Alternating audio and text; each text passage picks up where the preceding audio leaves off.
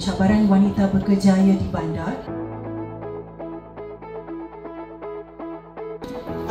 Dan sebenarnya NDSC kita sangat-sangat berbesar hati kerana Ustazah Nazirah dapat bersama dengan kita pagi-pagi ini. Yang saya rasa kita perlu ambil peluang ini sebanyak-banyak. Kita perempuan. Kaum perempuan ingat ya, kita bukan provider untuk keluarga kita. Kita bukan pencari nafkah keluarga. No. Dalam Islam tak ada istilah orang perempuan cari nafkah, tak ada.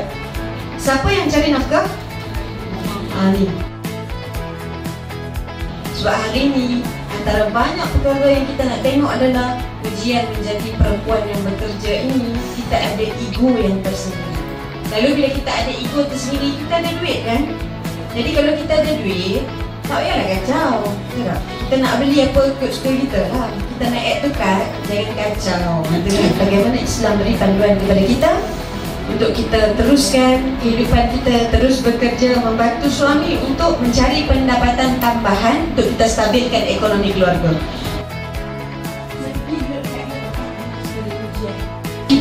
Bila kita sebut soal bekerja, orang perempuan dia ada satu kaedah fiqh.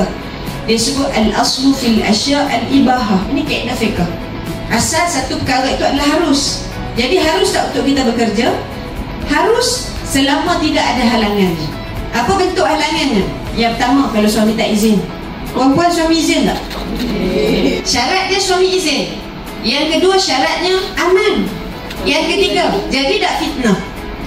Tak jadi fitnah, silakan. Tapi kalau kita datang kerja, kita dengan bos kita saja, lelaki-lelaki contohnya, datang tak fitnah? Datang.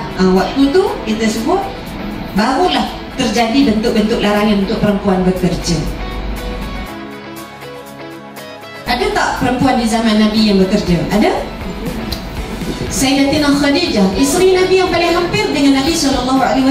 Ini seorang perempuan yang dia tunjuk pada kita, dia sangat kaya dengan harta dia. Ini perempuan yang bekerja, bila dia bekerja dengan integritinya, dengan amanahnya. Sebab itu digambarkan dalam surah Quraisy. Penting kita mengharapkan mudah-mudahan semua yang datang sini keluar daripada dewan ini dengan hati yang tenang, dada yang lapang, dan yang paling kita inginkan, kita keluar daripada dewan kita ni dengan dosa yang diampunkan oleh Allah Subhanahu Wa Taala,